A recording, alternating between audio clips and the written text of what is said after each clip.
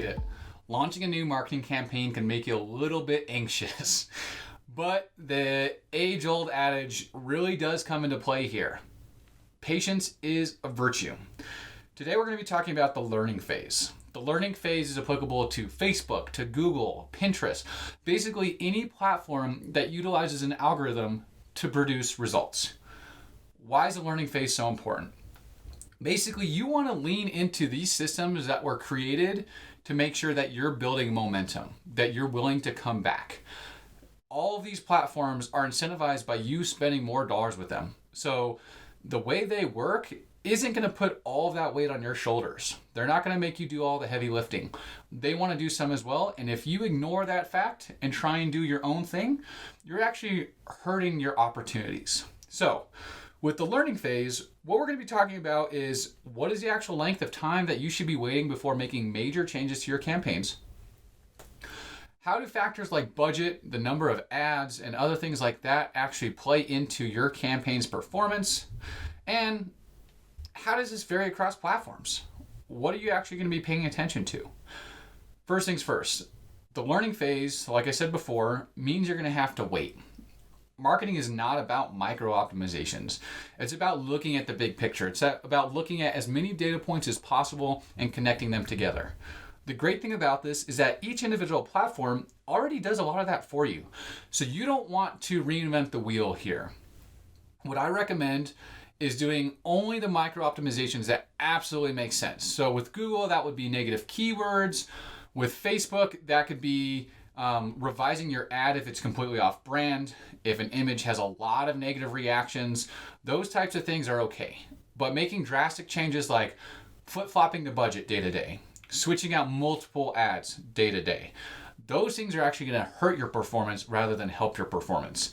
And it all comes down to momentum. The learning phase is based off of algorithmic learning for each of these platforms. So we really want you to be leaning into that algorithm to make sure you're successful. Don't reinvent the wheel here, right? What you really should be doing is set those campaigns up for as much success as you possibly can out of the gate. And then from there, give them the time they need to perform. So what does setting them up for success mean? It means creating the base level number of ads so that the platform can do its testing. Yes, you can get data if you're running one ad per ad group or ad set, but at the end of the day, you don't actually know what is working and what's not working, right? You're putting all your eggs in one basket. Marketing is all about diversification, whether it comes to multi-channel diversification or creative diversification. So make sure you're always A/B, A/B, A/B/C/D testing.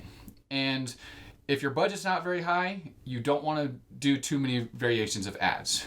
I would recommend a cap of 4 to 5 ads per ad group or ad set. And if you have a very low budget, it's okay to do A/B testing, just 2 ads per ad group. It's always nice to actually throw in a different type of ad as well. So on Google, you could pull in some responsive ads. That's best practices at this point. So just make sure you're covering as many bases as you can by not limiting yourself to one singular ad for that platform to optimize off of. Next is making sure you have enough budget. Kind of piggybacking off of what I just talked about. If you give a $5 a day budget to 10 ad groups, all with 5 ads each, that's basically not going to give you very much in terms of data on what's performing. It's going to take weeks to months to potentially years for that campaign to give you any sort of actionable insights and for it to actually work in and of itself. Each platform has its own learning phase, right? Its own window of optimization in which you need to let it do its thing. But in order for it to do its thing, it needs data, right? So if you're not providing enough data, you're not going to be successful. So what is that time period? How much data does it need and for how long? The general rule of thumb is 2 weeks. And that's for Facebook, that's for Google, that's for Pinterest. A lot of these platforms need about 2 weeks worth of data for them to really start kicking in and building that momentum for you. What do you do during those 2 weeks? Basically, you don't touch it.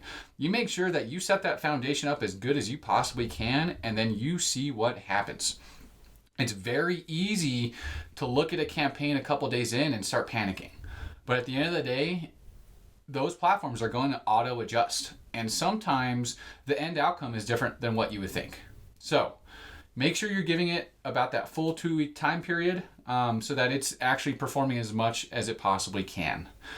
Now, each platform does have a certain number of conversion events that it requires to exit the learning phase. Facebook does change the number pretty frequently. And oftentimes I found that this number isn't super achievable for a lot of SMBs out there. And Facebook's recommendation is typically to switch the campaign type. So I like to optimize for conversions. At the end of the day, that's typically what we're going for. That's going to be your phone calls, your leads, your e-commerce sales, right? But if you don't get the required number of conversions within that 2-week learning phase, Facebook is telling you basically you're not giving the algorithm enough data to be successful. So it recommends utilizing a campaign type that will give it enough data, like a traffic campaign or a brand awareness campaign. I think that sometimes that can be counterproductive, and I think that oftentimes the number of conversion events that it wants to achieve really aren't possible for a lot of the budgets that I've worked with on a campaign by campaign basis, even for larger clients. So it's something you need to take with a grain of salt. And oftentimes it comes down to experience, intuition, and basically leveraging the power of the algorithm, but also leveraging the power of the data that we are analyzing ourselves. What does this all mean, basically? Once that 2-week learning phase is over, you can start making changes that you need to. You can swap out ads, you can swap out some of the targeting, you can change the budget. But effectively what happens is Facebook, for instance, takes the audience that you're looking at for that particular ad set, it analyzes it, and it finds people that match bucket 1. It says, hey, out of all the people out there, who's the most likely to convert the way we want them to?